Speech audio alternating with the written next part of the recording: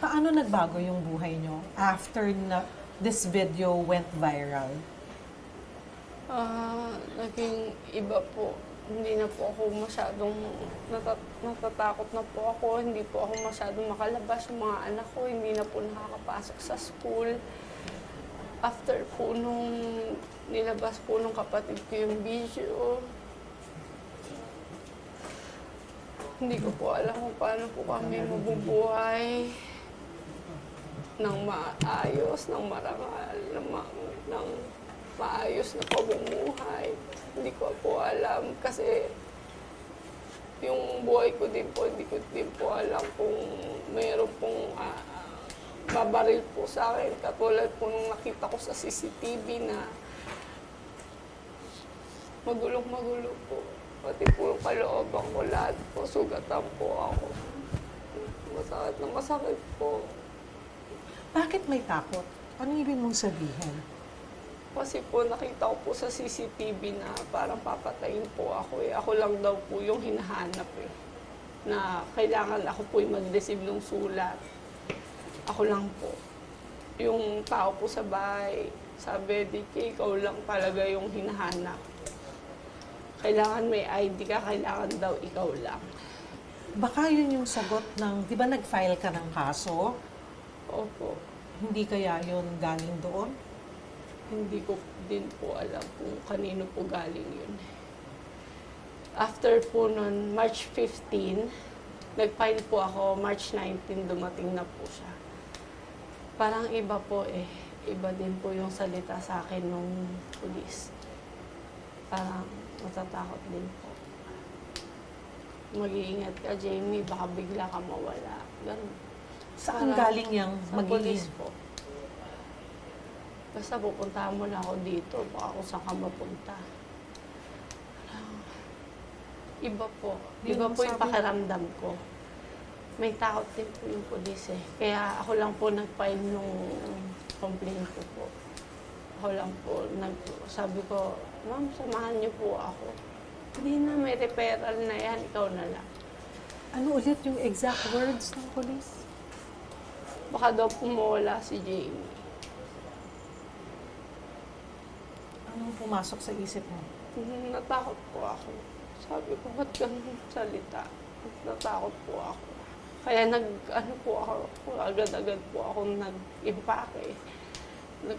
Humingi po ako ng tulong sa kaibigan ko kung saan po ako pupunta, kung saan po yung safe na lugar. Yung makakatulog po kami. Yun po. Nakakatulog ka na ba? Sa ngayon po, opo, kasi safe po ako dito. Mayroon po security guard. Pero doon po, wala po eh. Nakatulong ba kay Jamie na lumipat kayo? Yes po, sobrang laking tulong po. Nung una po, nagkaroon po kami ng peace of mind. Katulad po nung nangyari sa amin. Pangalawang lipat na po namin dito eh. Una po dun sa ibang bahay po. Tapos dito na po. Dahil Dito po kami. nandun yung... Yung kaba po, yung takot na baka may bumaril po sa akin. Na paano yung mga anak ko. Ano po sila? Paano po sila mabubuhay? Ako lang po mag-isa. Hindi ko po alam kung paano sila mabubuhay.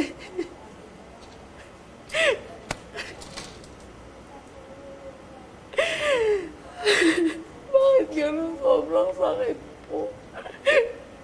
Sobrang sakit po nung dinadanas ko.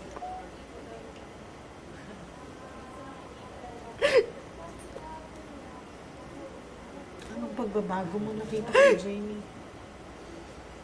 Sino ba si Jamie noon at sino na si Jamie ngayon? Si Jamie po, napakabait na bata niya.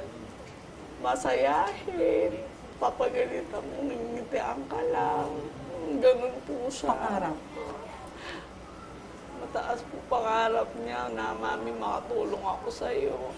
Pag nakatapos ako, makatulong po siya sa akin na tayong dalawa lang yung magkatulong. Sabi niya po sa akin gano'n. Kahit sabi ko po na hindi mo kailangan, kaya kakayanin ko kayo. Lahat po, tignan mo po, pinapakasamahan niya po yung coach kasi para hindi po siya matanggalan ng scholar. Kaya hindi ko po alam na tinitake advantage po ng ganon. After nangyari, anong pagbabago kay Jane? After po nun, sobrang laki pong pagbabago, lalo po niya po, nabablack-out po siya, nawawala siya sa sarili niya. Iba na po, ma'am. Nagagalit po siya, nagagalit po yung nangyayari. Sa sobrang sakit po siguro nung naramdaman niya. Galit na po, minsan nagagalit po siya nagagalit po sa kapatid niya, nag-aaway po sila. Hindi mo po siya ganun. Madali siyang mairita. Mairita po, konting lang, na inaaway niya na parang gusto niya nang bugbugin, ganun po. Ganun po yung naging effect.